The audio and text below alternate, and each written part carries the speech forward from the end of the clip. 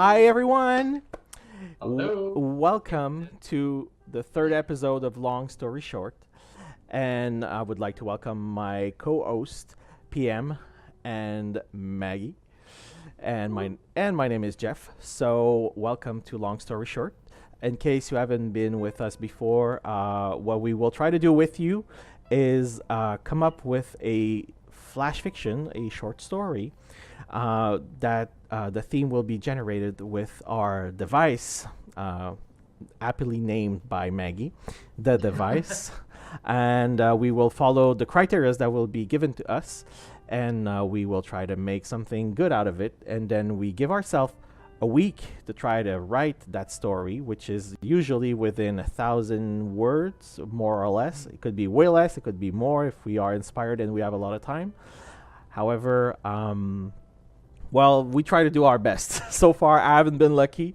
I haven't completed any of the challenges, but I'll try to do my best this week. How are you, PM and Maggie? Fine. I'm fine. Yes. I think this week was like I was on fire because we are streaming on Monday and I was finished by 2 o'clock on Tuesday for Yeah. our last challenge.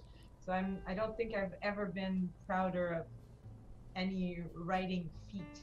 Really Nice. shotgunned it. Like, It was insane, but I have to say that since I have other projects, I usually tend to keep it really micro fiction like. It's fine. It's an even bigger challenge. So yeah, very very small, very 250 I'm not words. good at it. Yeah. Yeah, but it was really fun, and I got to practice being an editor. Oh yeah. She destroyed my stuff. Like, I did. Okay. oh yeah, beautifully though. Well, that's He that's had what me counts.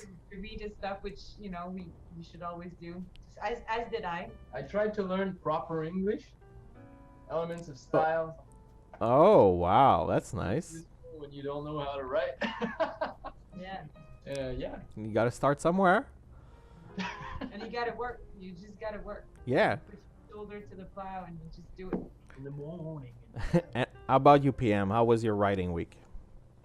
I really liked it. I like westerns, and I had an idea from the get-go, and I'm still struggling to make it, to feel that I've done it when I read it. But I like the idea still, so I could work on it forever. So yeah, I've been obsessed in insomniac and all that. That was good. Yeah, it's not a bad thing. And as for me, I mean, like I said before, I started writing late. However, when I got into it, I really got into it. And I really want to finish that one. I had a great idea. I was still working at 5 tonight in my car, talking to my phone, trying to use the speech to text option. And it was awful because it was writing a bunch of nonsense. But I will complete it at one point, and I will try to read you at least a little part of it so we Yeah. can get a feel of where I was going. Yeah, cool. And Sure. speaking of reading, since I'm the one who didn't do anything, I'm not going to start. So, well, last week, Maggie started. So, how about you start this week, PM? You ended the show last week. Okay. Yep. So I'm gonna read. All right. I guess part one. It's a three-parter. Like, if you can believe it, I made a three-part stories out of 1,000 or so words. You can make a Because I 10 part can't if you be want. short. Title is Goodbyes Aren't My Thing. Okay. 1. Sarah. The lazy old dog of Biltmore Ranch started to bark. It startled the guard atop the armored tank who noticed the trail of dust rising on the horizon. The car was passing among Biltmore's wind plants. The guard stumped the tank's roof twice and heralded, "Vehicle, sir!" with that voice. Alerted by the stumps above, Biltmore tossed aside the woman he was enjoying, pulled up his khakis, and reared half his head to scan the horizon with his one good eye. "Fresh meat from above," he yelled. He stuffed 2 cancer cancelers in his mouth and swallowed. Let's roll! The trail of dust ceased at the edge of a ruined cityscape. The car slalomed through massive scattered metal shards and concrete fragments before diving in a pitch-black underpass. Seraph, is this a good opportunity to lose them? Asked Karen, looking in a rearview mirror. He had beautiful pupilless blue eyes and a delicate, hairless visage. The rumbling of the tanks grew louder and louder. Seraph, the car's AI and Aaron's strategic advisor, confirmed that the level of radioactivity was too low to do short-term damage. The plan was for Aaron to continue on foot. He would take the transcontinental bike trail all the way to Waite's station to deliver his message. Aaron stopped the car and typed something on a small keyboard by his side. The dashboard started to glow the same blue as did his eyes. Aaron opened the door but remained inside. He caressed the dashboard, hesitating. As if talking to an old friend, he said, "Thank you, Sarah. Godspeed." He stepped out and climbed up a staircase through the wall. The car's dim blue halo got smaller and smaller, just slowly enough to be seen by Biltmore and pursued. So that'd be the end of my trailer or introduction. Wow. Oh, can I say something? Yeah. Yeah. I really don't want to interrupt. I want to tell the people that are listening, well, hello, and also if you want a certain, if you want this to be contextualized, we could maybe Talk about the challenge itself. We didn't. It's true. I know, and usually isn't it on the? Yeah, it's right there on top of the page. Exactly. So on top of the page is what we kind of had to. Well, basically every element that had to be present in the story that we wrote. So Yeah. I don't know, maybe it will help enjoy the rest of what you Okay. So the nature of the challenge was to just let me. I have it here if you want me to say it. It's right on screen. Yeah. Oh yeah, please. So Please do. we had to write a Western that took place on a bicycle trail somehow during a post-nuclear war. We had Yeah. 2 characters, a gas station attendant and an alien. And one of the plot point had to be a broken leg, and the tone was supposed to be sincere. So that's what the challenge was, and it was supposed to be written at the third person. Yeah. So basically that's what we're doing Yeah, okay. that's so what we're anyway. trying to do. I'm sorry. It's kind of like Yeah, I completely forgot to present the last week challenge. I'm sorry about that. kind of nice to know Oh yeah, because it's really because that's what we wrote. there's a lot of weird choices that we had to accept that Exactly. the device made for us. Exactly. So yeah, it's part of it. It's part of it. So that was your first part. Do you want to continue? What's that? Do you want to Want me to continue? continue? Yeah? Sure. Okay. Yeah, well, we won the whole thing now that you teased us with this. Okay. No, go. So 2 is Frank. So goodbyes, 1 Sarah, 2 Frank. From a cliff's edge, old Timothy Waits surveyed this vast field of oil rigs traversed by the transcontinental bike trail. He unburdened himself of the rifle he had bartered from bunker folks as the familiar flock of sparrows landed on the old oak tree. Waits coughed some amount of blood on his marine overall sleeve, then looked at the birds. His grimace of pain gave way to a tender smile. The same birds used to follow his wife around. Now it was him they were following. "You always loved them 3-eyed birds, Kathleen," he muttered. On the far horizon, a rocket ship was being launched. The old war sirens, repurposed by bunker folks long after the missiles exchanged, echoed across the field. The rocket escaped the atmosphere under Waite's irradiated glare. Following its movement, Waite saw the orbiting megastructure in the sky. It was closer than usual. It looked transparent like the moon in the daylight, full of holes that seemed either incomplete or in ruins. A panicked human scream suddenly filled the air. Waits ran towards the edge of the cliff and scanned the field, his eyes jumping from derrick to derrick when a roar coming from the bike trail caught his ear. Frank, he thought. Fast but without hurry, he grabbed his rifle, got on his belly, and shouldered the butt. He shut his left eye tight. The scope's crosshair glided steadily along the trail until it settled on a one-eyed grizzly, threatening a crawling humanoid. He took a deep breath and lit a cartridge inside the chamber. Waits whispered, "I'm truly sorry, Frank." The detonation, the fluttering sparrows, the shot's echo. The bullet finally hit the bear. A blood mist gently sprayed Aaron's fast-breathing face as he noticed the birds vanishing in the clouds.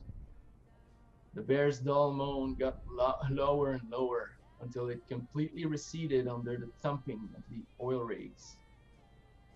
Waits ejected the smoking shell, put it in his pocket, and glanced with disappointment at the empty branches of the oak tree. He placed his cap firmly around his crown and ran to his pickup truck. All right. 3. A middle ground. Aaron's face still had some dried blood on it. He heard the boy's guitar and opened his eyes. There was a little girl as well. She frowned, firmly hugging a one-button teddy bear. "Dad says you're human because we're monkeys, but I don't get it," she said. Waits and the young ones playing gave Aaron a solid crutch and decent clothes from Caitlin's dusty walk-in. He made a tasty, earthly meal that blew Aaron's mind. The guest was also charmed by the sparrows dancing on the flower box outside the window. After due hospitality, Waits poured 2 whiskeys. Aaron hadn't touched his when Waits poured himself another one. When he felt sociable enough, he asked how Aaron's leg got broken. He had fallen while fleeing Frank. Bone density does not obtain in weightless conditions, the Orbit-born explained. They've been designing us leaner. Aaron confirmed Wade's suspicions that the Biltmore's boys, to whom he sold gas, had gone rogue. They raided the bunker folks when they surfaced between disconnected complexes. Most data processing farms at surface level had been incorporated to Biltmore Ranch by force. Biltmore thus received most of the medicine from Orbit folks as currency. "I'm here as a courtesy," continued Aaron. "I personally wanted to inform you that the Orbit world won't send the medicine to surface dwellers anymore, especially without lending computing power or minerals." When Aaron suggested that his people went underground, Wade's angry backlash agitated the sparrows outside. His genuine outrage was unexpectedly endearing to Aaron. He noticed the photograph showing a younger Biltmore smiling tenderly, giving his daughter's hand to Wade's at their wedding. "Both the life above and the life below are modest," said Aaron. "Here, though, if human dwelling has a future, it will have to wait, maybe for centuries." "Why me?"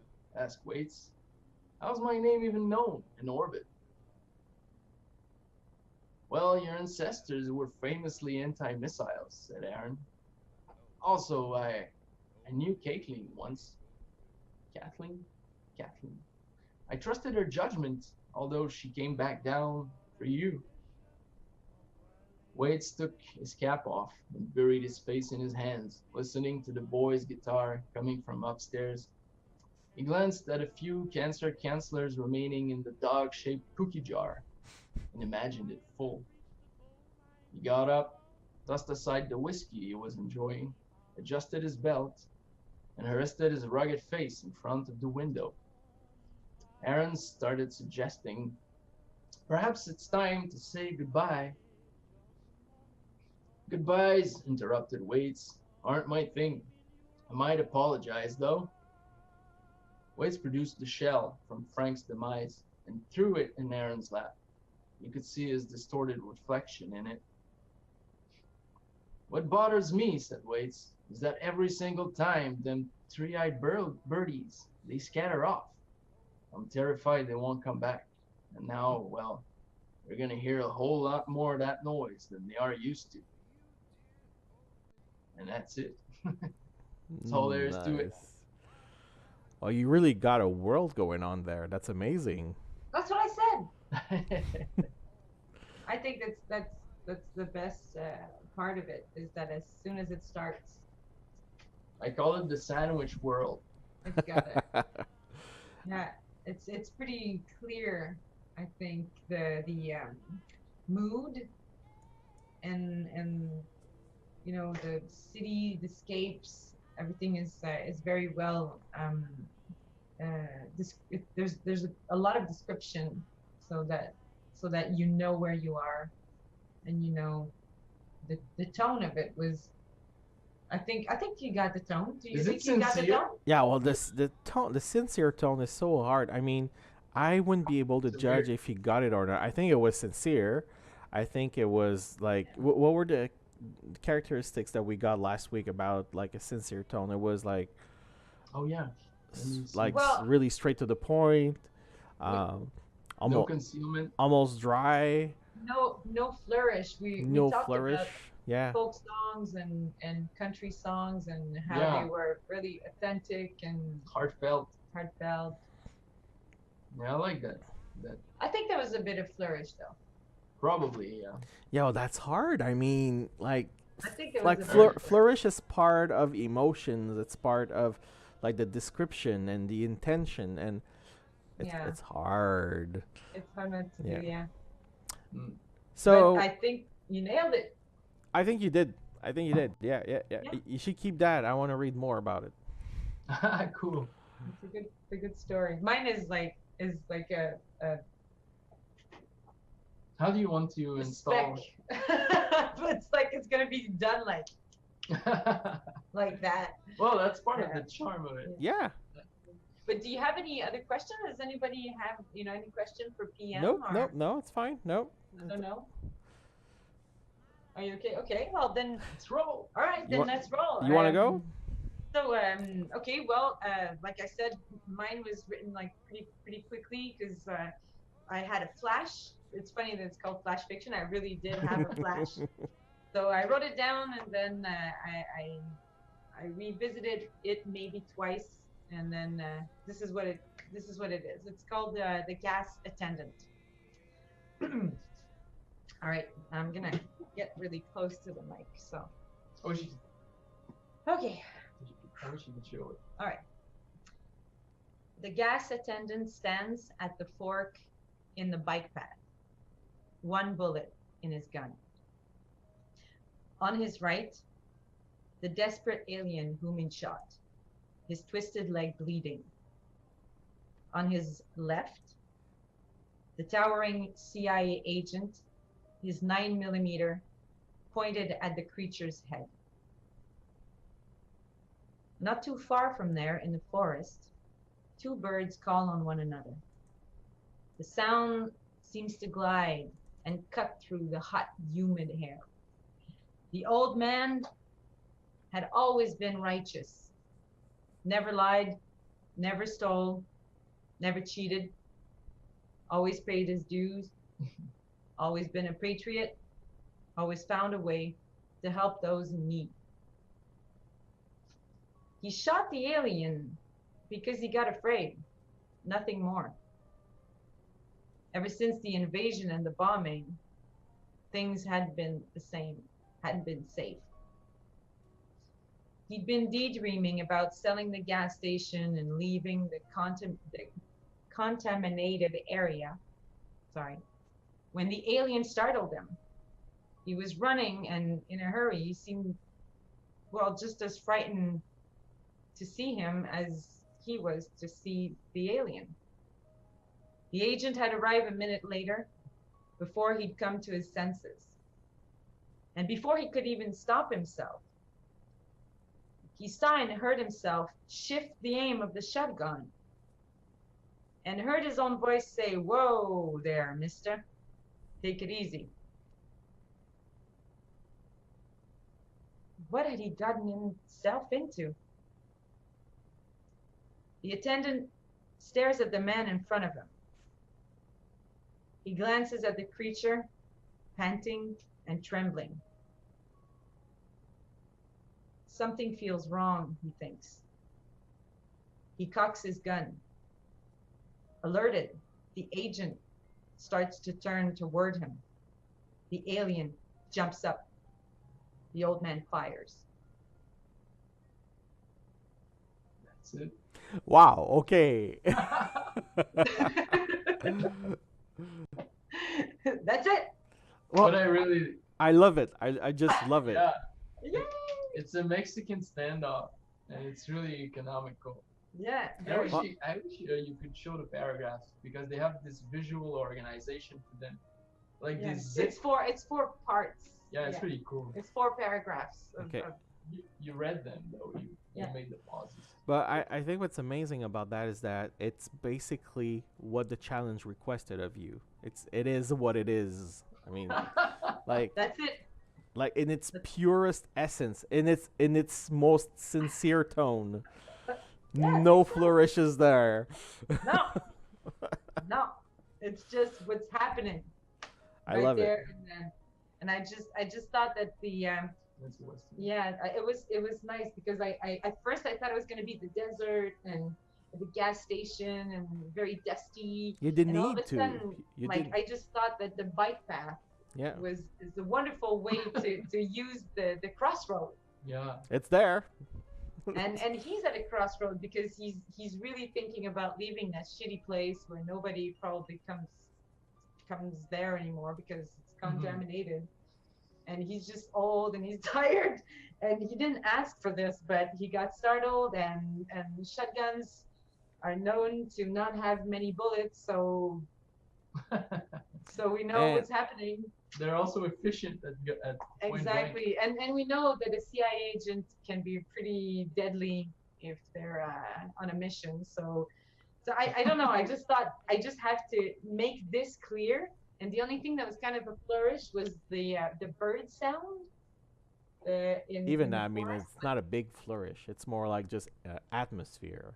I couldn't bring myself to take it out because it was just like it had to have something that wasn't the 3 characters and It's yeah. like we all paid tribute to the Johnny Toe Sparrow in our discussion.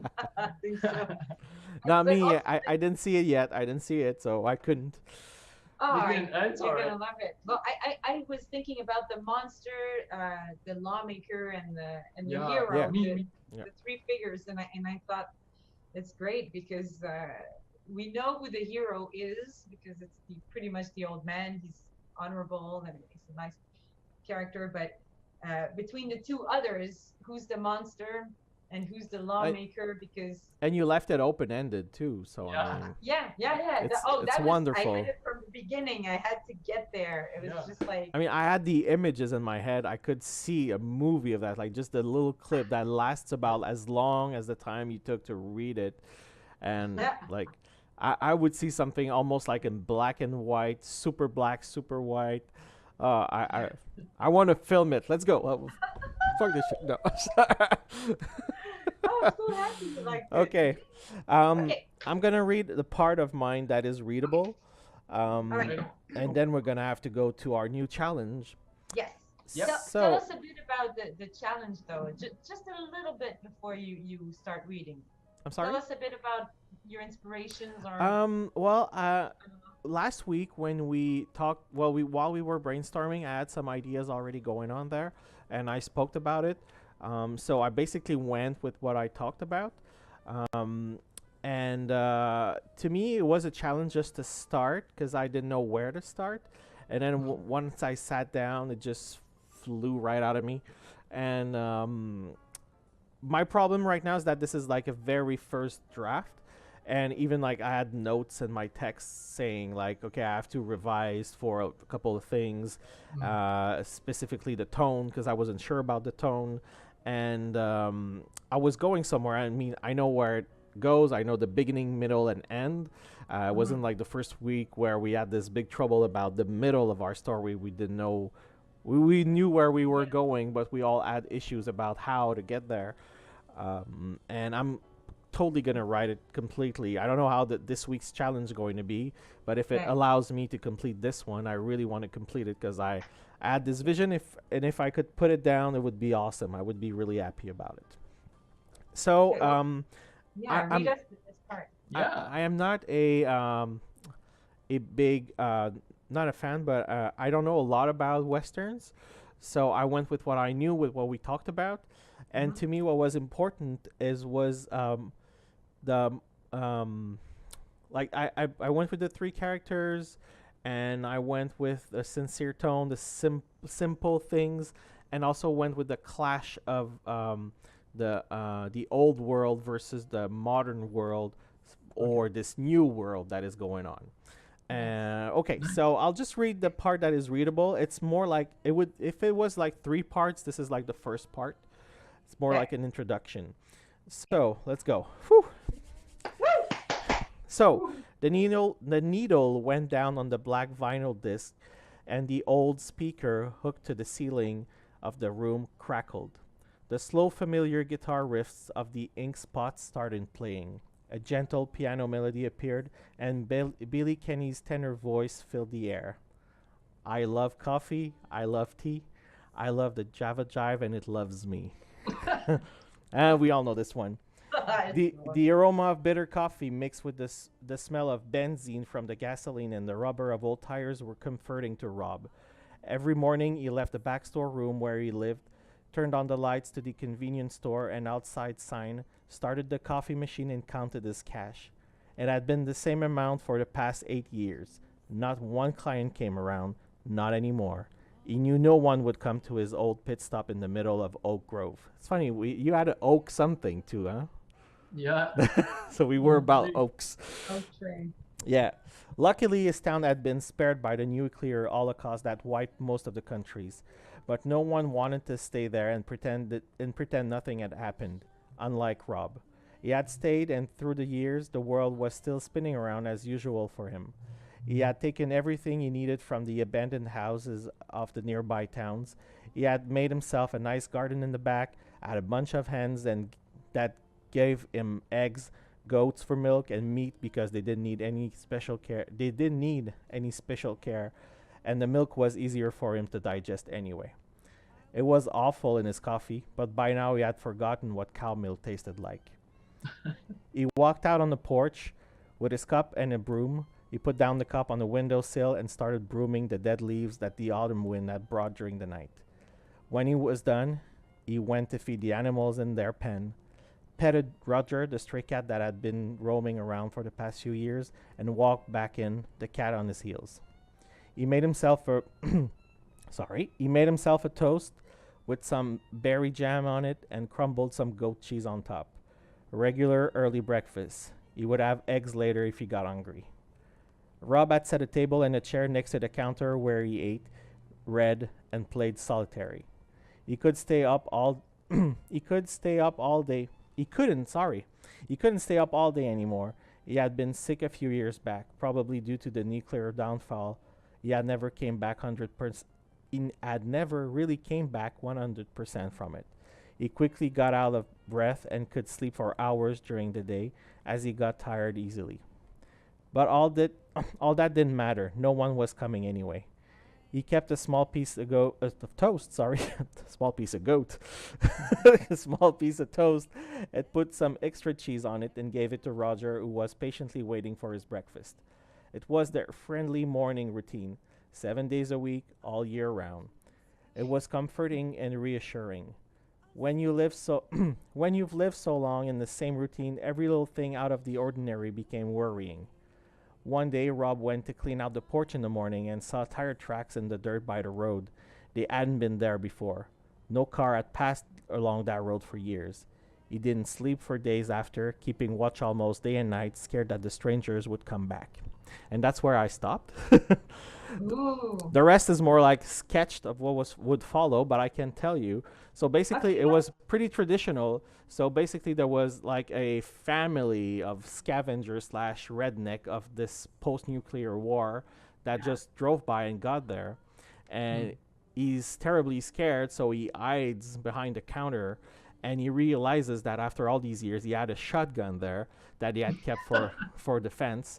He stays there. He doesn't do anything, and his whole thoughts are like, please, like let them leave. They have to leave. I just want to be alone. And well, the awful thing happens that they're a little crazy. These people, obviously, because they're post-nuclear people, and yeah. So it's basically it's like a dad and his daughter and son, and the daughter is a little deranged. She decides to kick the cat across the room, and he freaks out. He gets up from behind the counter, and he points the shotgun at them, and he's like, "Get out! Leave me alone! You're not allowed to be here. This is my home." And the father tries to grab the shotgun from him. They struggle. They fight. The shot goes off, hitting the father and daughter because it's a shotgun, so it sprays. So it shoots both of them. Poor Rob freaks out. He hits the guy on the head with the shotgun and runs off. This is like the second part, and the third part is where they run after him on the freaking bike trail in the back of his house in the woods. And when he think like he's gonna tumble and fall and break his leg, the broken leg, and when they catch on to him, like both of them, two of them are bloody. The other guy is like crazy, wants revenge and everything, and they start beating him up, and then the alien shows up, and to him, and that's the thing. That's one thing I wanted to tweak in the introduction, is that I wanted to talk about the fact that he had been victim of like a coyote or something that was starting to eat his animals, and and then we realized that's the alien that was feeding up on his animals, and he knows the guy because he's seen him. And then we realized that he's gonna like punish bad people, but also in the end he's gonna kill Rob. And that's how it ended. That was my law, whatever. It was the alien that would just like bring justice to everything, but also kill the hero in the process. So that's where I'm heading with this.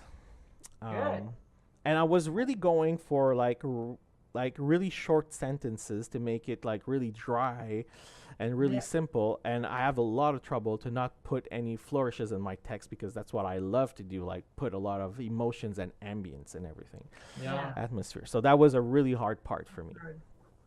Anywho, so that's where I was going, and needs a lot of revising and editing, but that was my plan. Oh, it's great. I love the setup. Thank you. Thank you. I like Yeah, you don't have a problem with setups. No. Like, at all. That's really cool. No, usually I'm kind of good with that. Yeah, you didn't have much time to start it. If from what you're saying, you started yesterday or today? No, I started last week. I think it was I wrote like one evening, either Wednesday or Thursday, I don't remember. And then I wrote a little bit during the weekend, and then I was in the car tonight just trying to blurb everything out to my phone. But then this is like the second part. I was just trying to throw in my ideas, and I thought I would have some time to revise before the show, but I didn't. So writing takes time. Yes, it does. But at least I know where I'm going with this, so I'm gonna be able to go back to it and write some more. Yeah, it's good. Oh It's my really god. Thank you. Woo! Hey, I can't wait until we get a new challenge. And that's where we're heading, slowly but surely. So last week we started with Maggie's suggestion to just throw in some ideas of new challenges, and we're gonna do the same thing this week, so we can just have a taste of what the device can provide us. Yes. Okay, so let's see here. So while you're setting us up, Yeah. Maybe Pierre-Marc or you could explain the device Sure. Yeah. quickly. PM. Okay, Go. I could do that if you struggle with the actual device. Yeah, go ahead. I'm gonna set it up. Yeah. So JF being a little Crazy? No. keen on the torturing side of things, he made this device, which is basically a 2-sheet spreadsheet. One of them contains very long lists under headings, and the headings are usually decisions that are made when you start to create fiction. So what's the perspective? What's the genre? Genre. Genre. I love that word. Genre. I will say it in French. Genre. Genre. There's the setting. There's the time period. Mhm. And then there's 2 characters. Used to be protagonist, antagonist. We sort of smoothed that out a little bit. Yeah, we did. Yeah. And then there's a mandatory plot point. Yep. Like we had the broken leg last week, right? Exactly. And then there's a indication of tone. Exactly. Yep. So to All those are categories that basically have a long listing. yeah, a crazy long list. So what happens is that when you open the doc or you click on one of the sheets, it generates randomly a combination, and the nothing guarantees that the mix is gonna be easily homogenized. Yeah, we had a Yeah. good example earlier about that. I'm not gonna go back to that Exactly, one. so we're Nice. gonna generate a few of those Yeah. before we actually pick one for Exactly. So Sweet I'm show. gonna do exactly as I did last week. I'm gonna generate 5, and the 5th one will be the one we're gonna do this week. Yeah. So people have been staring at the first one while you were explaining. So the first one is an alternative history set in a pub during a post-nuclear war again. Characters were a sophist and a cashier. Plot point was a sealed letter, and the tone had to be admiring. Admiring. Okay, our tones are way off. they're, What does that even mean? they're problematic. I don't know. I'm not gonna brainstorm on that one. We're gonna have a lot of work to do after. So Well, it gives you an idea. yeah, exactly. Second one I like is a gothic fiction at a security checkpoint during the gold rush. Characters are a high school principal and a spaceship captain. Okay. Plot point was hunting season, and the tone was intimate.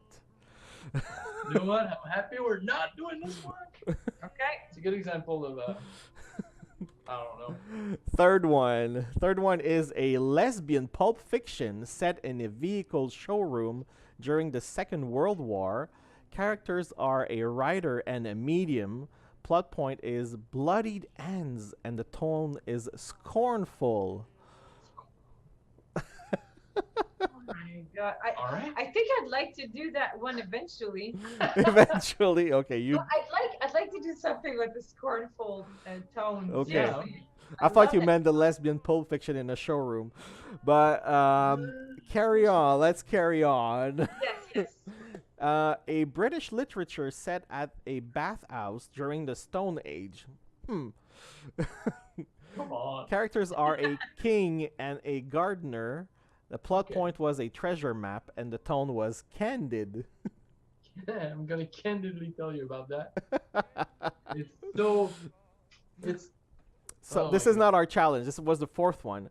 So I'm for very afraid though. so Yeah. so Is it for the 5th one, I'm just gonna hide the sheet so no one sees it.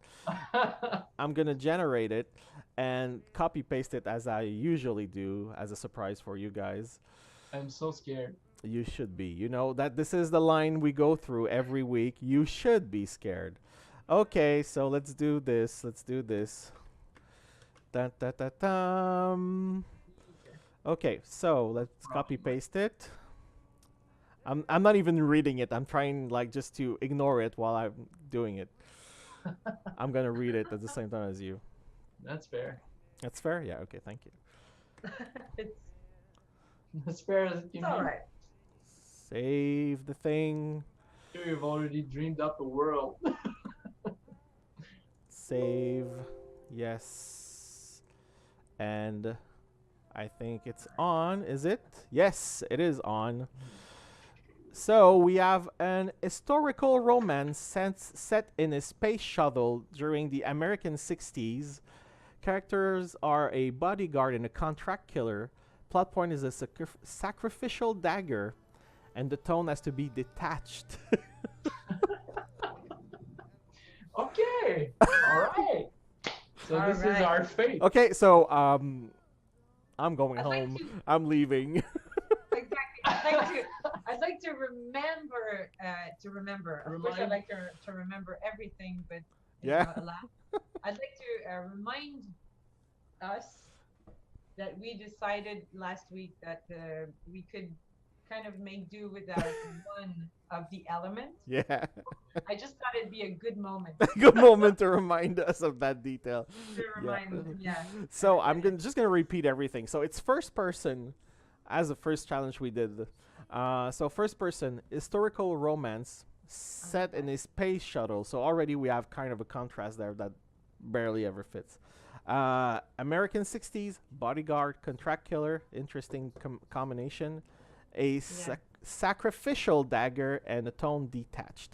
So I'm pretty sure that one of the things we're gonna have to pick is either the historical romance or the space shuttle. Space shuttle. You want I to don't keep it or you want to remove it?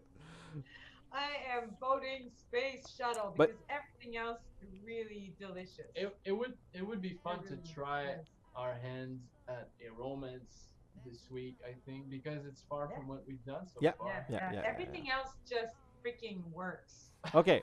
But So we had said that if we were to go have that kind of problem, that we would replace the thing by generating something else for that. oh, did we? Yeah, we had said that. Sure, because otherwise we can do without also. I mean, No, I mean I think it's interesting to have a setting that is given to us. It's just that this one doesn't fit. So hopefully the second one will fit. Okay. And here we go. Oh, that's perfect actually.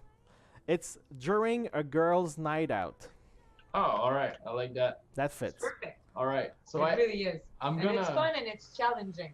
It Okay. doesn't take And- away from the challenge. Just for fun, I'm just gonna tell you because obviously when I generate something, it generates the whole thing. So Yes, of course. so I'm just gonna tell you what the rest of that challenge was with the girls' night out. You're so playful. Yeah, because Yeah. it's fun. It's part of the fun. So it was a Jewish fiction set during a girls' night out during the 30s. Characters were a ghost and a mouse. Plot point was the fountain of youth, and the tone had to be ghoulish. Oh, but that's awesome. It's almost written. It's almost Yeah. written there. Why don't we do that one? Not No, the no, jump. too late. Too late. But I mean, keep it for I don't know, some other time. Nah, I can't. I can't. So, the girls' night out. Yeah, I'm just gonna go and replace that on our little note that we have at the top of the screen, and you can start discussing. All right. Yep. Well, I'm gonna tell you right now. I have a quarrel with that challenge Which is because I didn't like.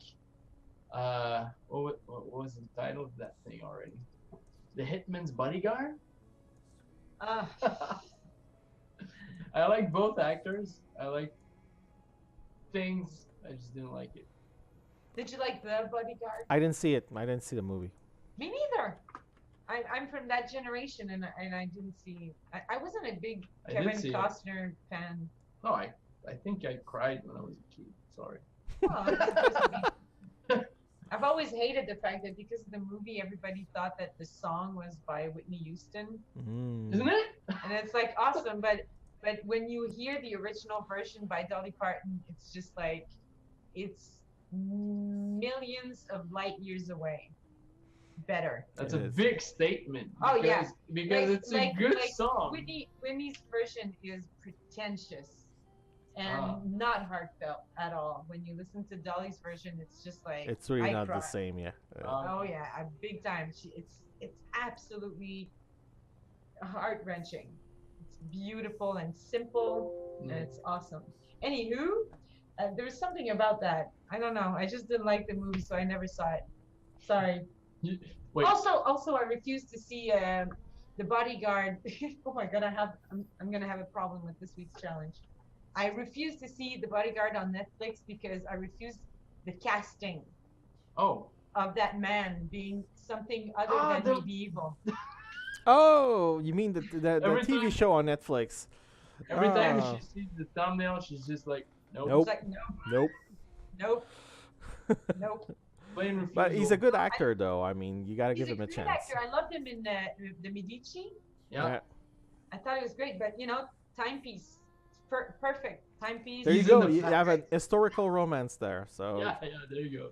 Maybe he could star in it. yeah. So I have a quarrel with this challenge as well because in general movies with bodyguards Yeah, it doesn't bode well. it doesn't bode well. Okay, so what else?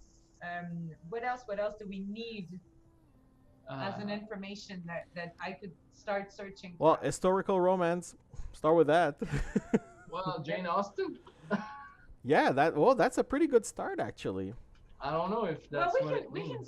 can go for stuff that pop culture also, like Shakespeare in Love. Yeah, sure. That's kind of course. like modern and cute. What else? Oh, that movie that starts in black and white. Not Smallville, but I was gonna say Antichrist. Pleasantville. what? Oh, Pleasantville. Pleasantville, Yeah, it's exactly. Pretty sweet, pretty clever. It's not historical though, is it historical? Oh, it is Well, historical. It is historical for its part of history, so Yeah. because Yeah. it doesn't mean that it's an historical romance. It has to be set in like Harley Quinn. 1,000 years ago. Well, aren't we looking for something that's in the 60s? Yeah. That Yes, works. yes. So Yeah. I guess Pleasantville would be a good archetype. Well, yeah, because the romance kind of like is responsible for the color. Like sexuality is responsible for Yeah, the transformation of black and white to color. I think it puts a tree on fire. It's a really good scene. Like, Yeah, It's Yeah. really rad. exactly. So yeah, that'd be nice. So if, Back to the Future is a good kind of romance that is set in the 50s. yeah, yeah. But- But I'd be Romance curious. is a bad thing. But But it's before good. going there, we all know when it's gonna take place, cause Yeah, exactly. so that's fine. We know the 60s. That is no secret for most of us, and but I'd be curious to see what are the main criterias of an historical romance. Yeah. Oh, yeah, sure. I So think what I'm good. makes an historical romance? I just wiki Good it. question. Good question. So historical romance is a broad category of Hmm. fiction in which the plot takes place in a setting located in the past. Okay. So, Good enough. all right. Walter Scott helped popularize the genre Genre. genre noir in the early 19th century with works such as Rob Roy, that was adapted with Liam Neeson, Yeah. and Ivanhoe. So in their minds, it's like Victorians dreaming of medieval times. Exactly. No, we're thinking about the 60s. It's weird. Man or Ivanhoe, I don't know. Literary fiction, well, it's not really romantic, man. No. Okay, so If Do you you go continue? lower, can we have specific description? well, what we have is like geographical places like France, UK, the US. Type of historical Okay, romances. Well, it's all over the place, man. We have the ancient world, the medieval world, the early modern Yeah, period. So So, basically, modern- it's a romance story that takes place in another time in the past. yeah, it's just not now. Or What's the fu- definition there? Definition turns romance novel and historical romance are ambiguous Mm. because the word romance and the associated word romantic have a number of different meanings. So on the one hand, there's the mass market genre of fiction dealing with Harlequin romance, and on the other hand, a romance can also be defined as a fictitious narrative in prose or verse, the interest of which turns upon marvelous and uncommon incidents.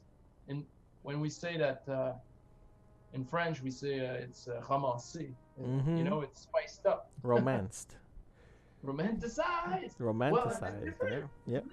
See, idealized, It is kind of different. but or it's close.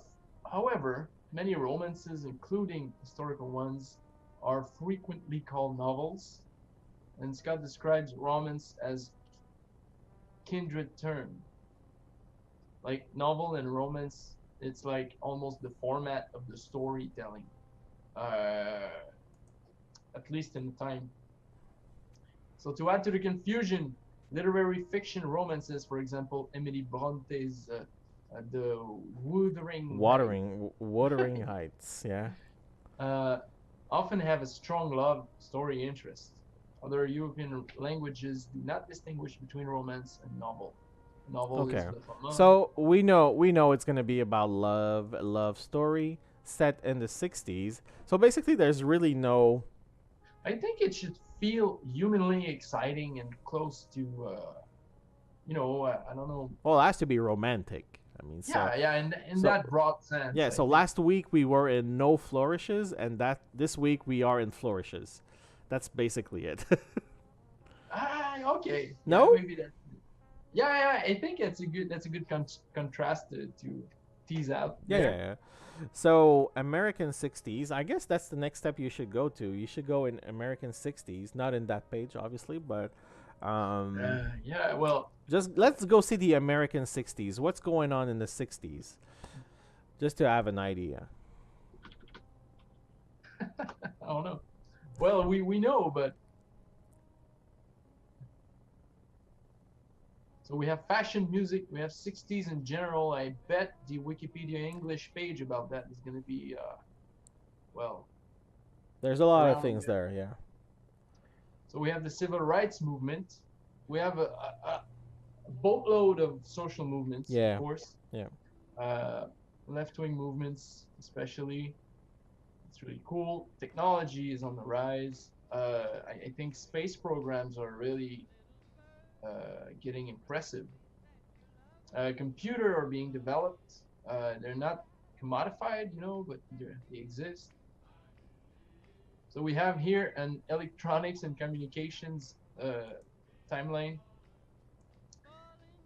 So the compact cassette was introduced in 64. 64? Ooh. I didn't know that. This is great. Popular culture. I don't know where to jump. There's too much stuff. Woodstock. Oh, that- Psychedelic rock. 69. Oh, yeah. Well, that's a good point. I think what one thing we could try is maybe get a few of these key moments or key events, put them in our document there just as references. So maybe our story could be around one of these events. It could be. I'm Okay. not saying we have to. I'm just. So Woodstock is a pretty good point. You talked about also the what social movement did you talk about? I had something in mind. Well, the social right movement starts at Yeah. the beginning of the 50s, Yeah. So, yeah, it's huge. and man. it's huge, yeah. Civil rights movement. So that's pretty good. So you have, anti-racism. I can't believe you guys are saying that. I'm Anti-war. gonna have to say it because I'm a girl. Yeah. But, Feminism. There's like a wave of feminism that starts in the 50s. It's just that people usually attribute other decades when they think about progress, but Then the start, you mean? in that matter, yeah. But it starts there's many waves of feminism, and the 50s has one, and you can feel it. Questions are being raised. Sexuality is being it's starting to be an issue. There's this man called Kingsley, and he writes Yeah. these two huge Bibles, male and female, the way we interact, the way we live our sexuality. He's also the first person to he's got this theory that everybody's gay and hetero, Oh, but yeah, he's to the one. certain degree. Spectrum. So even some people are very very gay, some people are very very hetero, but it really doesn't go one or the other. Like usually it's people have like there's different ranges. So and it's the bestseller. Like it's really a bestseller. His two books are completely like super popular, and it's just because people are desperate to know about sex. And the Because they- movie is with Liam Neeson. I'm sorry, I had to say it.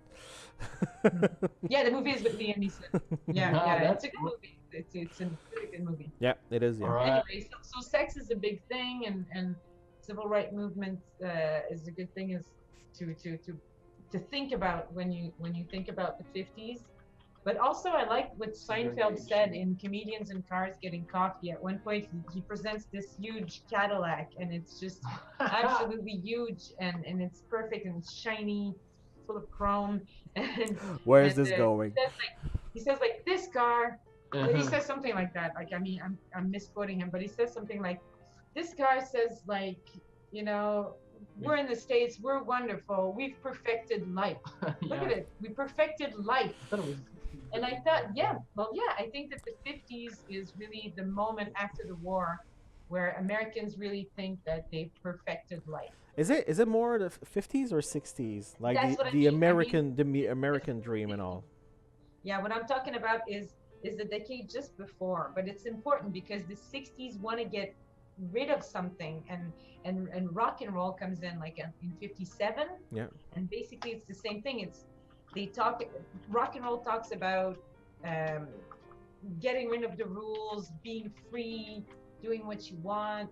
So it's a question of knowing what comes before, because you have to know that the 60s are about getting rid of the old and in with the new, and you have to know what the old is, like what people like Jack Kerouac were already in the 40s were trying to they were working in that direction, trying to make people understand that there was other ways of living than getting, anyway, you know the drill. But the thing is that you have to know all of this because it'll give you a better idea of what people are like in the 60s. It's crazy. There's a lot of things in the 60s. Well, it's Yeah, luxuriant. it's an explosion. It's literally an explosion of spitting dust. The mores. What? Not a beautiful word, but it's what it is. Yeah, the way people think and The Yeah, ethics, if you will.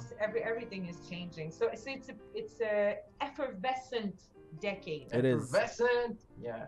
I'd say that. Hey, we should keyword that as the essence of the 60s. Go.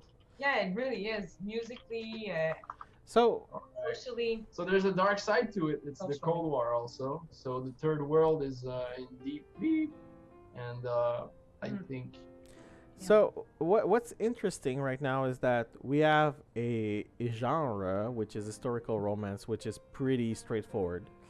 Yep. yeah. We There's have gotta be love. we have a lot of content with American 60s. Oh yeah. Now, I'm gonna skip to something that's been Heard us. bugging me. What are we doing with the sacrificial dagger? I know. Can I speak? Oh yeah, you can talk. Yeah. Aleister Crowley. No. Was he in the 60s? I don't know, man. Yeah, I think so. I thought it was a funny. No, I think so. I think it's perfect because there is a. Yeah, it's super possible that we have to come up with something. But I mean, like, it's you gotta can. be part of our story. Our But particular if you want to story. bring him in, No. I don't mind if you want to bring him in. It's just that it's a third character because he's neither a bodyguard or a contract No, killer. that's true. I was gonna say, weird people problem? like Manson. Are they in the 60s? Like Charles Manson? Weird cults and serial killers that I don't might know. have sacrificial But why isn't daggers. it's a character? It's just a knife. I know. But why does it have to be considered as a character? I know. No. It's Well, right. we were trying to link it to somebody, I guess. Okay. Maybe it's an anecdote. It's incidental and it's weird. Maybe the I don't know. contract killer is trying to kill with the sacrificial dagger. It's all he could get his hands on. Well, yeah, it'd be associated with the weapon. if he's somebody's the killer, he's kind of like. But But the sacrificial is. bodyguard should be armed as well, but not with the sacrificial. Maybe Nobody in the 60s, man. why? I don't know. What? No, you're misguided. Probably. There's a lot of that stuff going on. Like, Yeah. Yeah. I know. Like there's don't worry.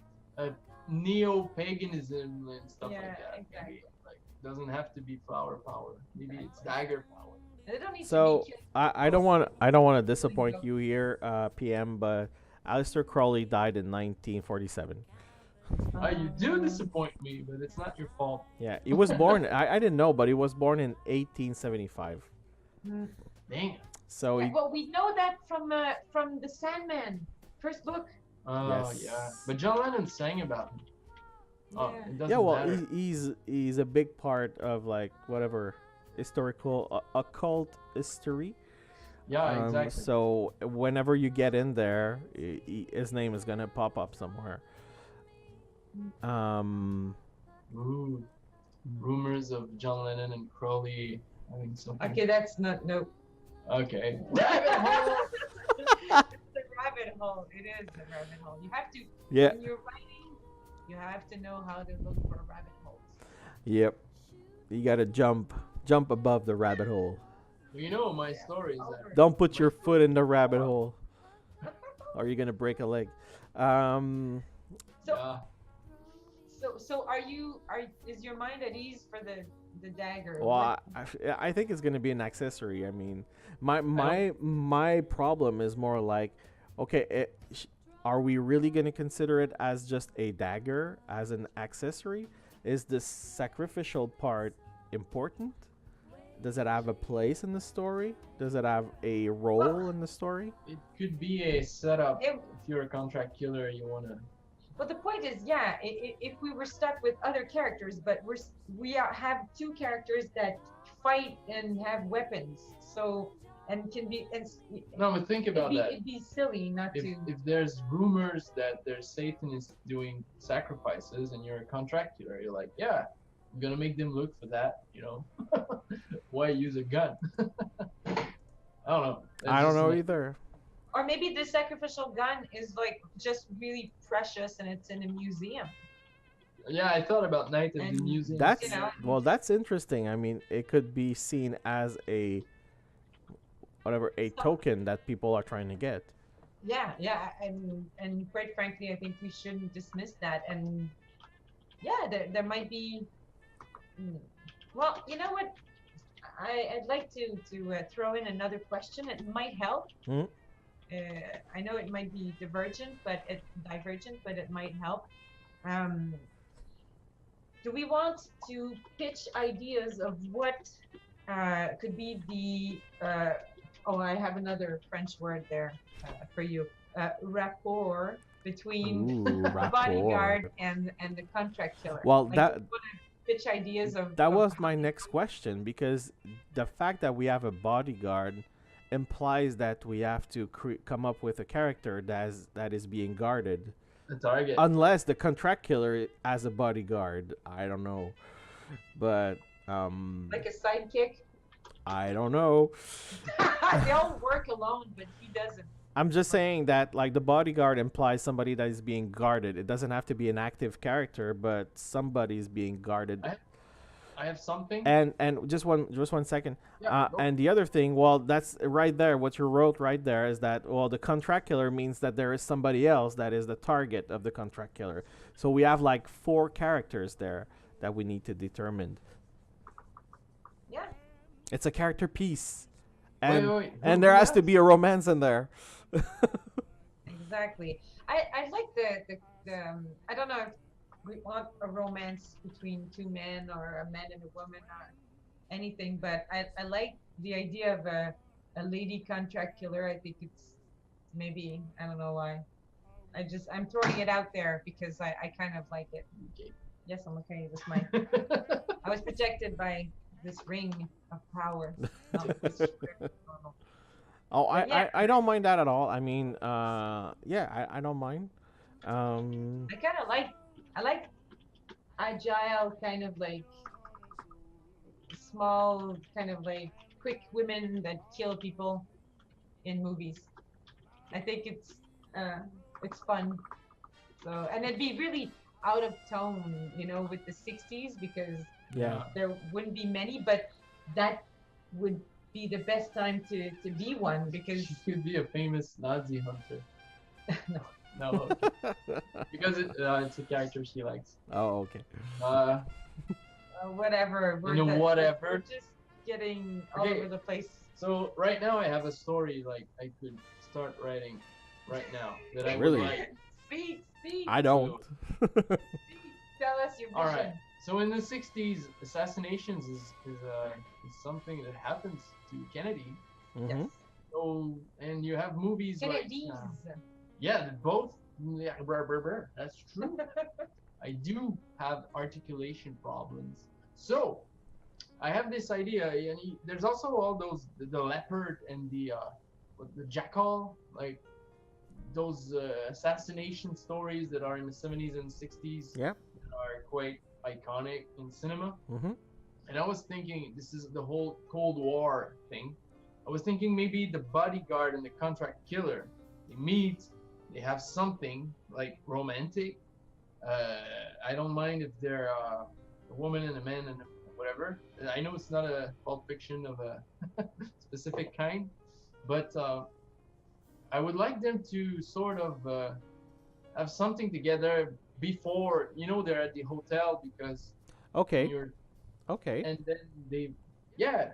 Then I have an idea. Okay. So what if these two, the bodyguard and the contract killer, have some kind of romance going on? Yeah. But then we realize that the contract killer is supposed to kill the person that the bodyguard has to protect.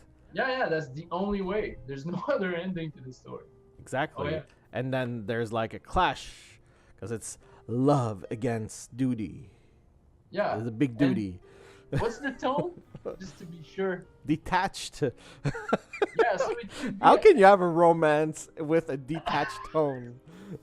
well, that would be dark, man. I could go there. Dark or just, I don't know, man. Well, if you're detached about that kind of thing, there's something wrong. You know, you can explore something that's really. But how do you? Oh, that's gonna be another discussion. I mean, how do you write something with a detached tone?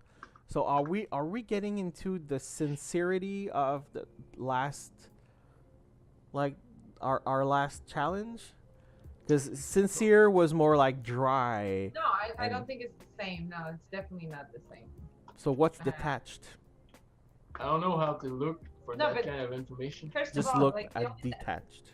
when we talk about tone, it's the same thing that happened the 2 weeks back and last week. Yeah. Basically, tone is how it has to do with the author. It has to do with the person writing it. The person writing it, and in this case, it's the same thing as our first challenge. It's in the first person, which means the person telling the story has to have that tone toward the story. Yeah, well, I have something then, if I may. Yeah, Uh-huh. you may. It could be a report by some intelligence person, like intelligence, I mean CIA or whatever.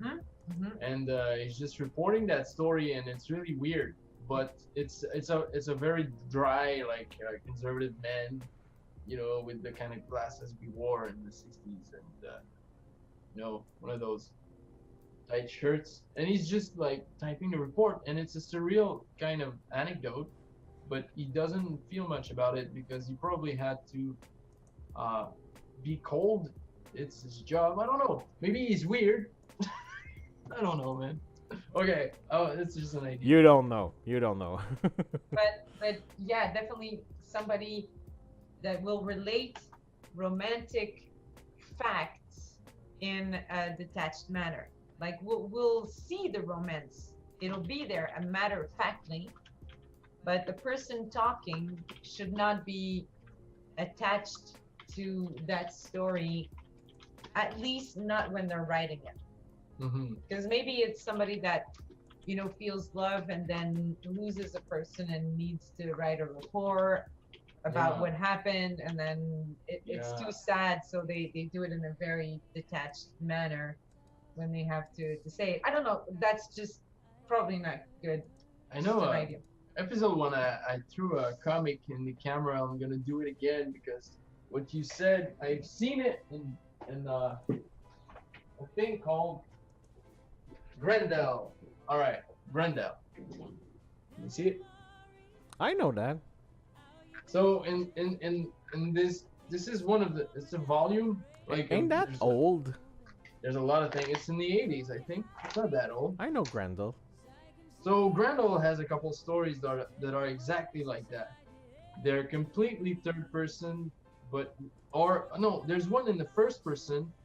It's his biographer, and he's narrating in the first person what happened, and he's having trouble relating to this guy, but he has to write the story and all that. And I think at some point you realize, I don't remember the punchline, but it's funny because there's a lot of things in there that remind me exactly of that scenario. So I don't know. That was Good. It's I don't know good, if it yeah. helped. I like the reference. I totally forgotten about that comic. It's pretty creative. It is. It makes me think also. Do you know? It makes me think about an old French movie maker called Bresson.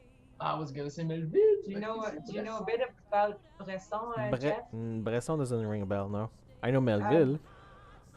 Well, he basically he's this French cineast, French movie maker, and what's really interesting and kind of makes it hard to watch his movie at the same time is that he has this way of perceiving the actor as being this kind of like vessel, like most do, but instead of making them the vehicle of emotions, he tries to make it so that they're the vehicle of the story and dialogue purely.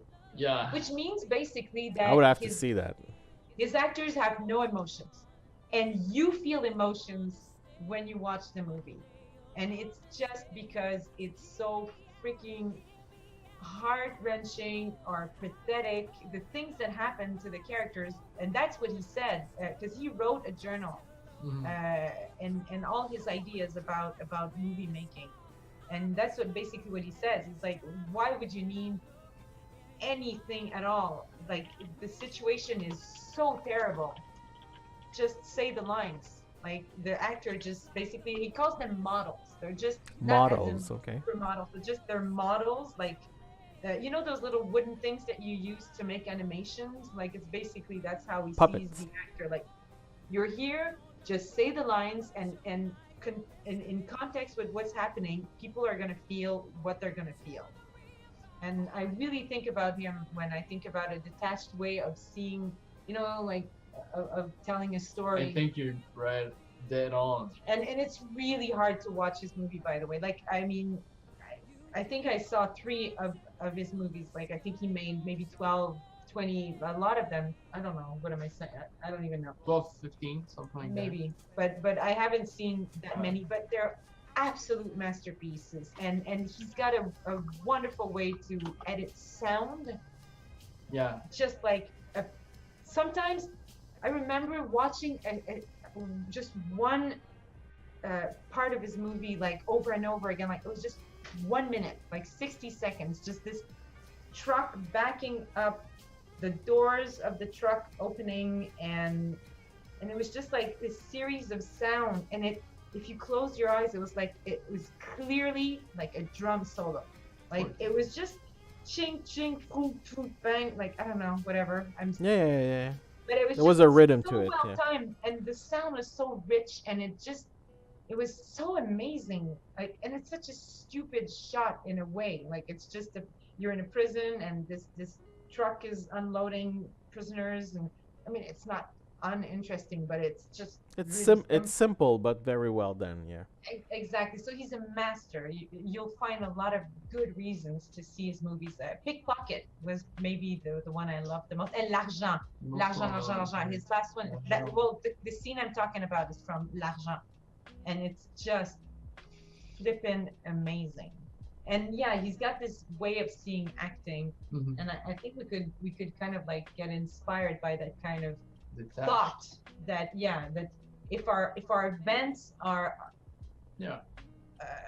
emotion heavy, like if things that happen they're important, it'll just come out, like the emotions of the romance, like it'll be romantic, but that those characters are together, that they can't be together, because it could be a lot of love stories are. It's very interesting, but like to me, detached means also like disconnected.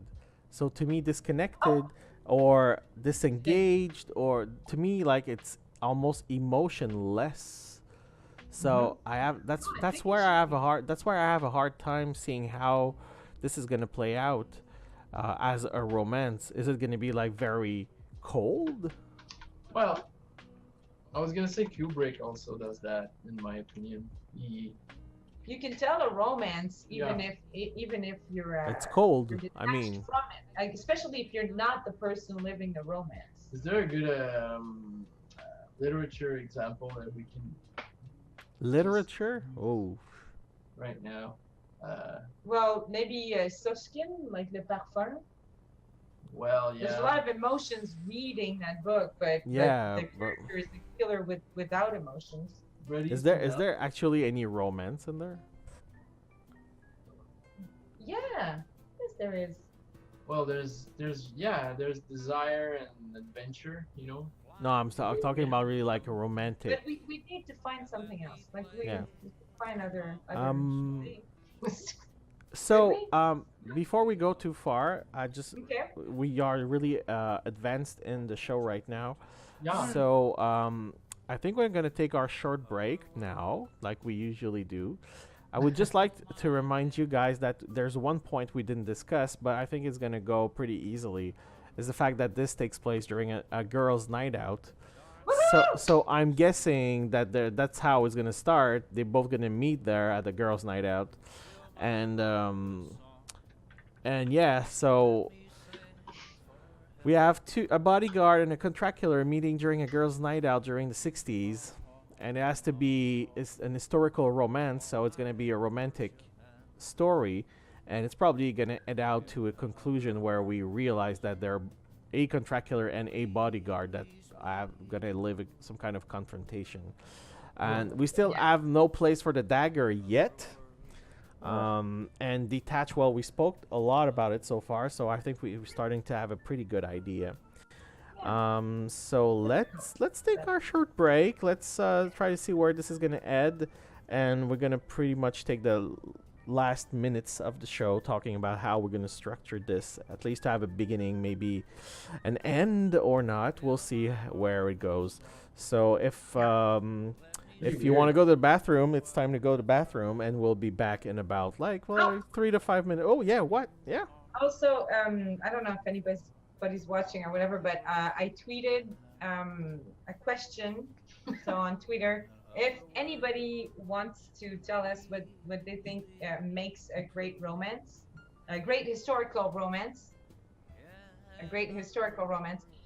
you can find us. I'm on Twitter with. I actually tagged you guys, so you're the liaison. Yeah, good. Let's see if we can get any answer out of that. Yeah. So we'll be right back, about 2 to 5 minutes. Sure.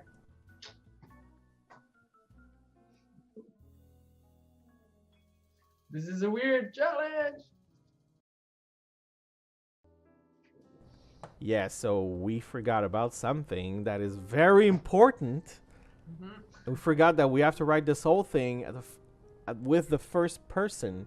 So it has to be someone who tells the story. And this is a major point that we all forgot.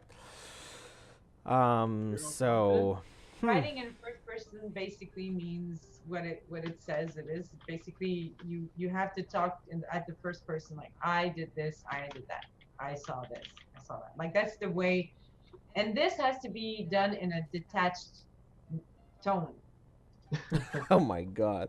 Well, Hey, it's it kind of makes it easier because It is. it's interesting. No, it works. Yes, because All I mean, works. the Because person it's who's so gonna tell popular. the story might be detached from what's going on, but Yes, still that's what I was involved in saying. the situation. Yes, That the makes it person, very interesting.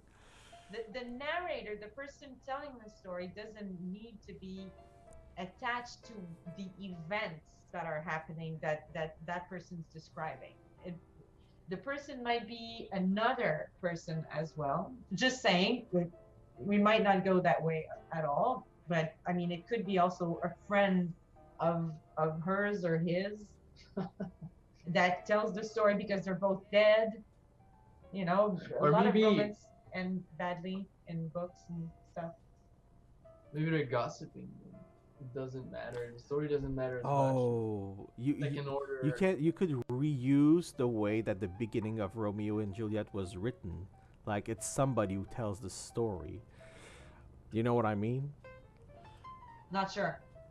You know how like the introduction, Yes, yes, of course it's it's introduced someone by telling media. the story, Mhm, like how they resume the whole story. mhm. And it's like Yeah. anyway, I'm just Yeah, no, I like it because it should be something like that. Actually, it could be something like that. And it could be somebody that like it could be like a third party that knows or even doesn't know. It'd be better if they didn't know the bodyguard and the contract killer, but if both of them were related to that third person in the case, and maybe they don't survive and that person does, and that person is the only one kind of like that has to. It could be, by the way, it could be like a report. Mhm. At the end of the X Files, how Scully's always like yes, yes, yes, typing yeah, her report. Like that's in the first person. Like she yeah. has to. It has to be detached. Like it has to be both. So it could be something like that. It could be like a superior, somebody that hired the bodyguard or hired the contract killer. I don't Yeah, know, but yeah, yeah. it's not difficult. No, no, Like I it's not. You just have to figure out the right way to go with the idea you have. yeah. So, Oof. so do you have any confessions to give us about Girls' Night Out? Yeah. That's what we said during the break. I was like, okay, boys, ask me questions. First of all, please, you should start, and then I'll come in. So what do you know about Girls' Night Out? Well, to talk about boys. They thought Yes. they go to the bathroom together. Bathroom Yes. talk. Yes. Actually, that's a misnomer. Oh. Girls' Night Out, you usually go to the bathroom alone. Oh, You okay. go to the bathroom together when there's guys, and you want to make your own little girls' night out Oh, in the bathroom. oh, now I get it. Do that. No, we just go one by one. This is funny. Sorry, I think it is funny. So what else? What else? So we go to the bathroom, but what else? Like, why do we go out? Basically, it's more like that. Why? Well, you are we tell out? us. You tell us. I have no clue. So, Well, you probably go out to nothing- have fun, to get nothing away like a from the date. boys.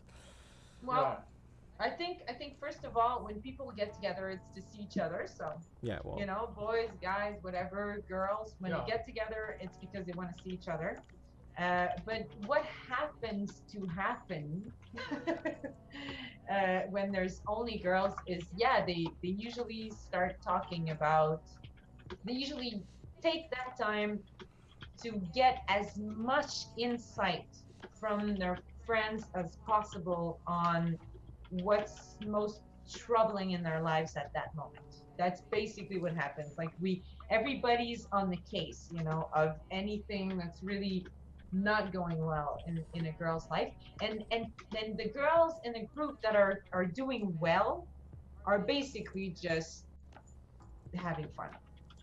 They're just like they're the ones that give out the advice. They're supposed to be strong. They pick you up if you've drunk too much. Like and they'll give you a drink if you're not drinking enough.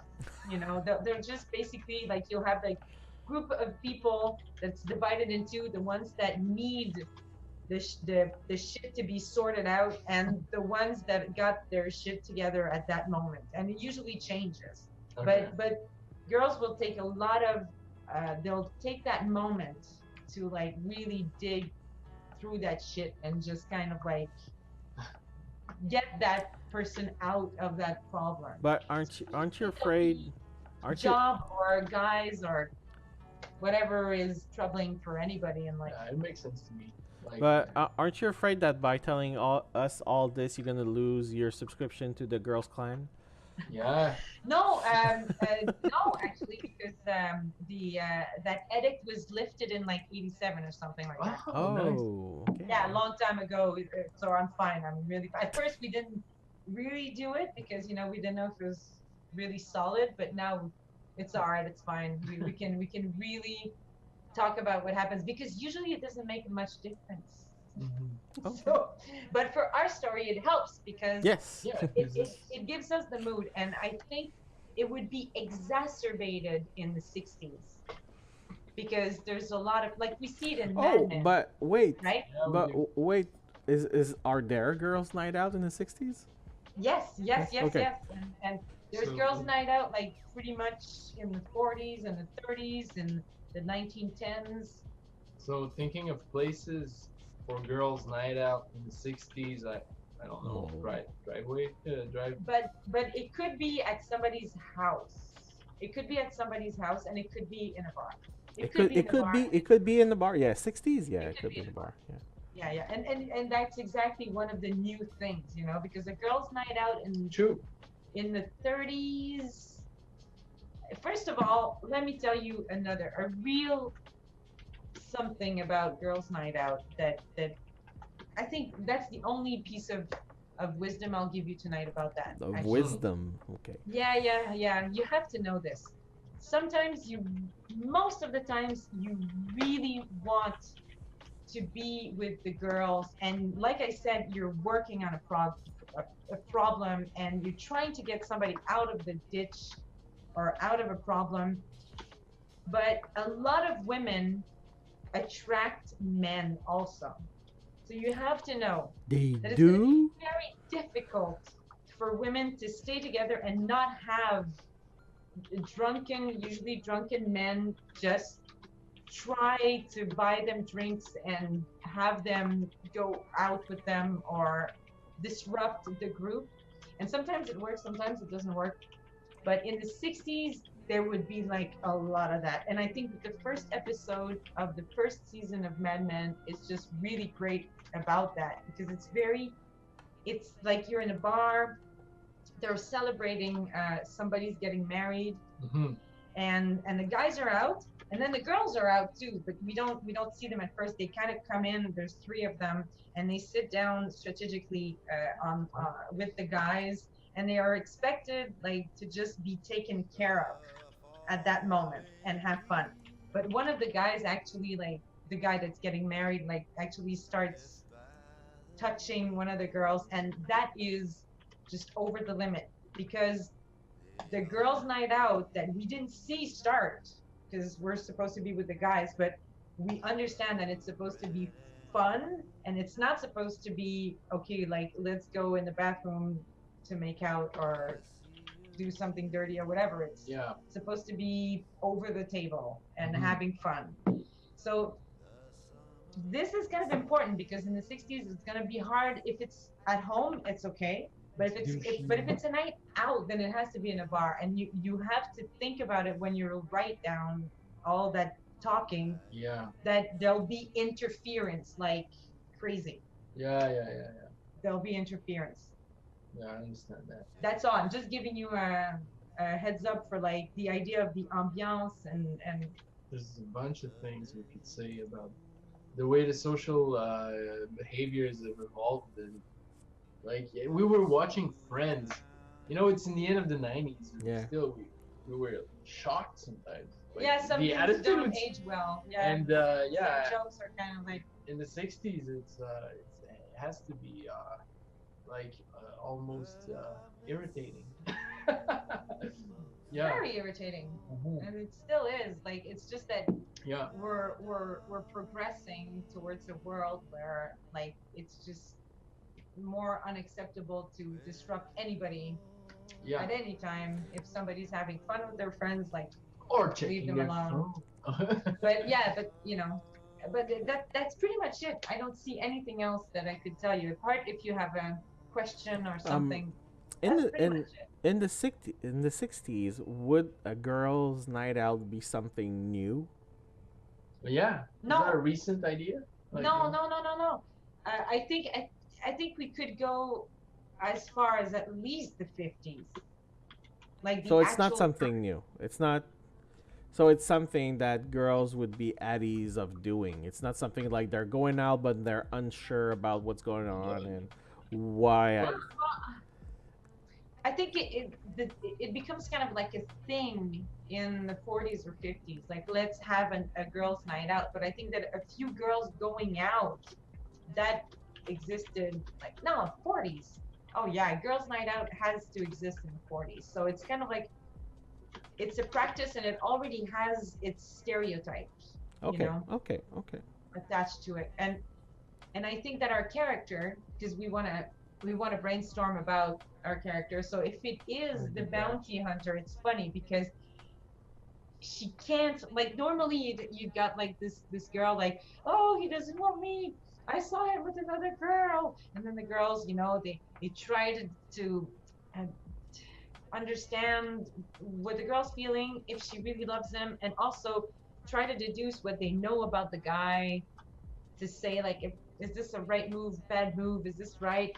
But but it's kind of going to be funny because it might be nice to try to explain how hard it is for her to try to get an advice, in that her advice needs to be about killing or not killing somebody. Mm, Like, it could be about that, about her work and not telling her loved one what she's doing and having to, but she can't also share it with her girlfriends either. So maybe she makes up stories. Maybe that's why she's detached. Maybe she's just telling a story as in, like, I know this man and this woman and it's terrible and I really need them to get along because I don't know. it could be. I don't know. I It don't could know. I'm be. It just could pitching be. ideas.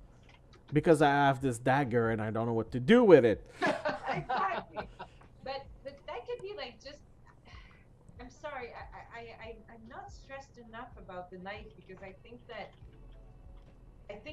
in my mind it just makes it's part of the base story on which, like, the bodyguard and the contract killer are kind of like playing. So it doesn't, like, it's not active. It's not like an active element. No, yeah, it I doesn't feel like.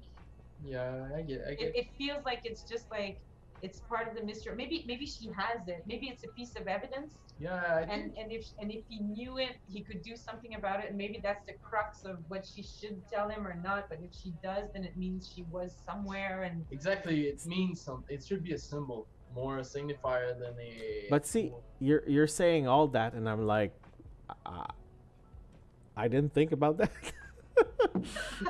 well, I don't know. I'm just pitching ideas, so we have Uh, as much as we possibly I don't know. can. I guess it might just end up being just an accessory in my story because I really don't Well, know what I'm gonna do you with know it. what I mean? Like, it's not necessarily an accessory. It's kind of pivotal, but it's not like active. Like, it's not gonna kill anybody, or in my mind, or it's. I'm just But trying to it's a figure out if it's not. sacrificial dagger. It has to kill something. Or it I know. has It's a killed, killer. or it has killed something. Maybe she got to the crime scene and she took it uh, for some reason, and the bodyguard didn't find it. So when he got to the police, the weapon was missing. Maybe she Maybe she collects knows. blades. Maybe she knows because he's telling her, and she's like, "Oh my God, that was the person that was supposed to, the person he's protecting. I know that that person's up to no good and killing goats left, right, and center. Goats? I can't say anything to him, and I have the knife is in my drawer, and I have to. And you know what I think? I think it'd be more fun if the girls' night out was called for somebody else, though. Wha I think I'm gonna create another woman character that needs help, in a very Okay. banal or normal way, and it's always gonna the conversation is gonna be veered towards her because she's loud, but our character that we love is gonna have a problem trying to get help and explaining because first she needs to keep it secret. I think that would be fun, and she has to And get to- through the other character that's constantly making a noise about the guy, and she's got like this Boston accent, and she's like, oh my god, and, like, and the girl is kind of like, I know, but the answer is really simple to her. She's like, just kill him. Just kill him. I'll kill him for you. It'd be great at the end if she'd be like, I'll kill him for you. I will. I do that. I'm a killer. I'm a contract killer. And then everybody's kind of like, that's so funny. It'd be funny if nobody, at the end she just kind of like blurts it out and nobody kind of like gets it. She's like, and then she becomes all sardonic, like that cartoon character that everybody loves. And she'll listen to that. She's like red-haired and her face never changes. Like she's expressionless. What's her name? Is she- Everybody knows her. Daria. Daria. Oh my god. I imagine I'd the like to contract watch killer that. as Daria. Just kind of. This is the perfect attached girl killer. Yeah. I think we should watch at least one or two episodes of Daria to get the detached tone. Well, if I start, I'm gonna I- watch is the she- whole thing. I know. Wouldn't I she really be? enjoyed Daria. I saw her once, and it really, yeah, I loved it. Wouldn't she be Anything that- considered as a psychopath or a sociopath? Well, I think she is. She might be a sociopath, but she's very benign. She's nice. She's jaded. She's Yeah, nice. She's jaded. People are too stupid for her. Super intellect. Exactly. Especially if you put Daria in the 60s. Oh my God, yeah.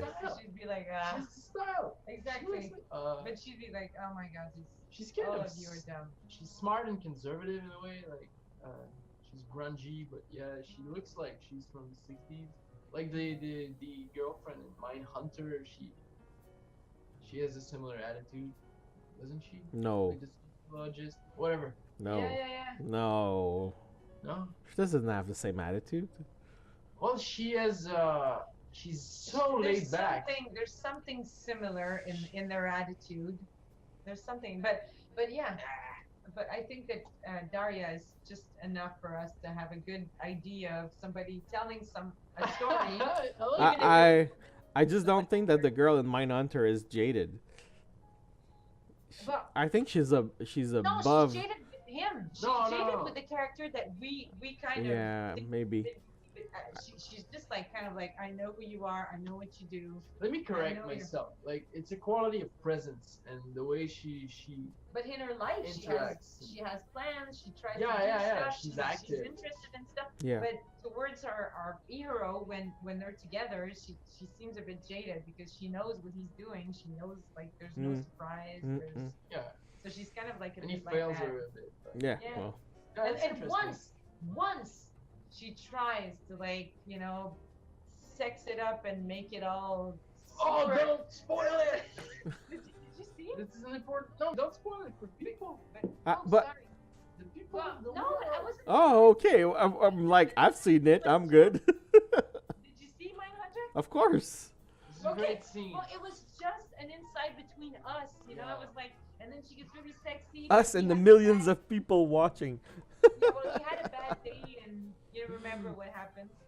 A bad day. Okay. He had a really bad day, and Yeah, was yeah, like, yeah, "Oh." yeah. I think it's a really good. But I think she's jaded, and all like Scene. every time I see her, she's more like, Yeah, she can go there easily. Like, I know she's not a teenager, but But I think that the detached tone yeah. is more prominent in Daria. If you wanted a character like to focus on, Dora, yeah. Yeah. That would be our tone. yeah. Because otherwise, there's Madman and like his wife. It's kind Yeah. of like she's detached, but she's detached in a crazy way. Like she's Yeah. going crazy. It's I like not when the she has same. the cigarette and the whatever. Spoiler. Okay. Anyway, Okay. I don't know what else. What's going on, Jeff? Tell us. Yeah. What's going your on? story? Veer Because the boat. Maggie wrote it already. Yeah, exactly. I think she did the job for us. We're I'm done. not even sure. It's ours. We can do. I love that we do different takes. Of No, the same obviously it's gonna be different takes. I mean, Yeah. I have my idea. Yeah. I know a little bit where I'm going. I'm really gonna focus on the romantic aspect of the story, since this is the genre where what we're supposed to Yeah. do. Yeah. I think as I told you guys during our break, I think I'm gonna use the nature of the characters as maybe a twist of event in the end. Um, so it's Good gonna be more of an accessory to the story than what will define the characters. I think what will define the characters is more the context, which is the romance during the 60s, during a girls' night out, etc., etc. So this is gonna be my main thing. I still don't know exactly what I'm gonna do with the first person, because that was like kind of a revelation after almost 2 hours of discussing about it. I just completely forgot about it. So I have to figure out what I'm gonna do with this first person thing. Yeah. Yeah, and well, as we talked before, I think the first person versus the detached tone, that's gonna go end to end without question. Um, what? What happened? Well, I'm sorry, but I have to say this because everybody's read that book, but you've read Catcher in the Rye, right? Of course, I think that's really like, detached. like you can't have like in literature, it's like the First person. best example of first person Yeah, detached, and things that are happening are kind of Yeah. heavy or important, but still like, and we feel it. but We're like, doesn't that make the narrator some kind of sociopath again, because he's so detached of everything? I think that He's shocked. I think defense mechanism. Yeah, like, yeah, that's like that's how I lived it. The two times I read it, like I Yeah. was like, you are a bullshitter. Like you're just full of crap, Holden Caulfield. he wants to put a ceiling on growing up. And exactly. Yeah, and at yeah, the same time, I know what he's doing, and I'm like, it's okay, man. And you feel that It's fine. he's It's- going through some shit. yeah, you can we can put up a wall, and I do it too. Pretend. We all do it. So Yeah. he kind of gives you the permission to do it because he does it. So he's kind of like a trickster that way. Yeah. So we love him, but He is. he's So- like, I think the best example of like how to write. Like I think I'm gonna read the beginning. That's a good idea. Just for a feel of it. Yeah, I understand. I Yeah, think I'm gonna do yeah. that too. So the only person that didn't really talk about their story is you, PM. So what are you gonna do with that whole thing? Well, to be honest, the good Lord above, I'm really not sure, but I feel like I want to, I would, I feel like I would want to do a month of research on that, like play with it. That bad, really? I I can't kind of do feel like the opposite. Like I don't need any research on it. Yeah. That's my problem. I don't like straightforward anything. But The more straightforward it is, the harder you struggle. you struggle. But That's okay.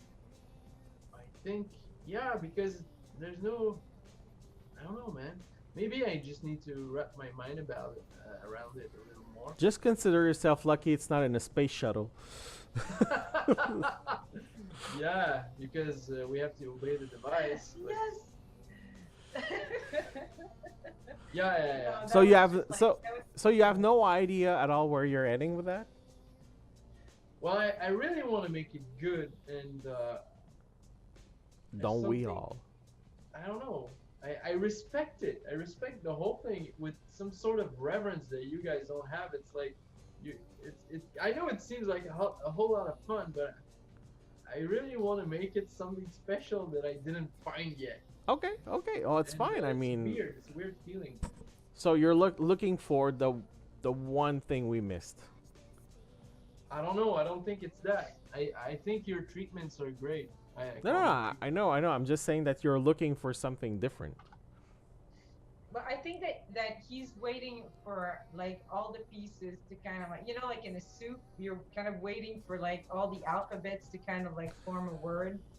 I think he's kind of like just waiting for the soup. to I'm kind not of, like, waiting. I'm just not waiting. I'm taking the letters and I'm making words. Exactly. You're like, no, wait. I need this B. Yes. Exactly.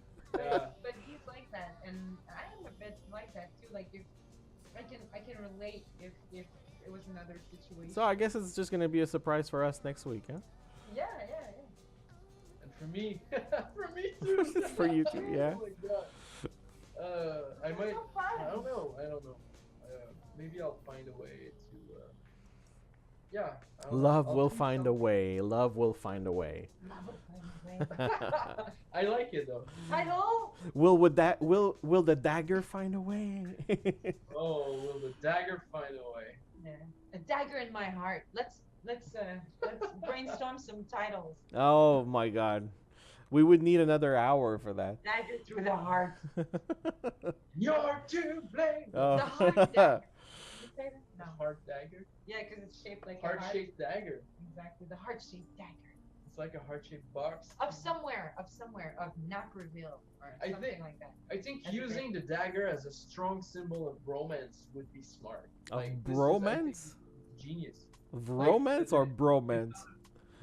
Yeah, well, it's Shakespearean, you know. Assassination in the past, in the romantic past, is intense and dramatic. It's not like real assassination. It's just a pretense to feel something intense. So there's something about a dagger being romantic, you know. I don't know. Also the 60s were like full of serial killers that were Yes. mediated. Like it's kind of like It's a big especially problem. especially after 64, 65. Yeah. There's like this effervescence again for like 5 years and even way into the 70s, like of many mediated serial killers. Like it Promoted almost. Yeah. the term is Yeah. like I think it's because the FBI and CIA needed Yeah, money. that's when they coined the term serial killer. Yeah. I think they coined the term They were so bad. in order to get money. When we watched That's another Bundy's Tape, oh my confession god. tape or whatever. People weren't smart. Like they weren't nationwide services like law. I don't know. They weren't smart. Like they didn't take all they could in their hands to solve that problem. And you can see it in the way things unfold. It's horrible. It's horrible. I And hated it's watching kind of this. like and if you were a girl then and if you were going out on a night Yeah. out then Yeah. you would think about these things and sex and romance, sex and love and the fact that serial killers like rape a lot It would make me and detached. usually kill and rape women more than men. I think it's something would be interesting with somebody with a killer, you know, and the bodyguard. I think we're in criminality. I don't know, like it's in the zeitgeist. That's true. That's So we have to keep that to kind of like know. Maggie, I hate you now. Now I have to put in a serial killer in my story. I don't know what I'm gonna do. sorry. It was a loud laugh. I don't mind. I love it. But it's a great idea. I mean, it's part of this decade, like in the culture and the events and everything. But also, I mean, in my head, I kept the idea what PM mentioned earlier tonight about. Well, we talked about serial killers now, but you know about the shootings, Yeah. the Kennedys and such. So that's another interesting part that has to do with serial killers and. Well, violence, like spectacular violence in a way, like media-driven violence. Charles Whitman was in like '66 also, shooting from the tower of the this university. stupid tower. They should. Sorry. That's, I have strong judgment about dealing with killers. yeah, but I mean, definitely there would be it would be in the zeitgeist of It's, that moment. it's a university tower that's designed for warfare. What the hell is this doing there? It's a hostile architectural project. Yeah, Okay. no, it is absolutely. It's So- weird. But anyway, it's important to keep that in mind. I think we have a lot of We have a lot of stuff. The Stuff. 60s are really, really weird. Like, yeah. But that's Because- that's what's interesting about the different decades of the 20th century. There's a lot of things going on within 100 years, and every Yeah. time we're going to stumble on one of these time periods, it's going to be really interesting to see what it can bring to the table. So, well, I think we're gonna have to conclude on this. I think we Yeah. all have some kind of idea about where we're going. I don't know if any of our current viewers are gonna try to participate. I That'd be would nice. love it if those viewers would like just come in the chat room and chat with us and give us Yeah. some ideas and comment on whatever we're saying, all this nonsense. Try Don't be the challenge. shy. Don't Yeah. yeah. Don't be shy. Just come in. Um, however, now it's too late because Oh, we're gonna have. Huh? I just wanted to know, can we tell people that the challenge will be somewhere where they can see it on your Twitch account, Well, or there's not really a place where they can see it on a Twitch account because Okay. there's nowhere where I can leave notes. Okay.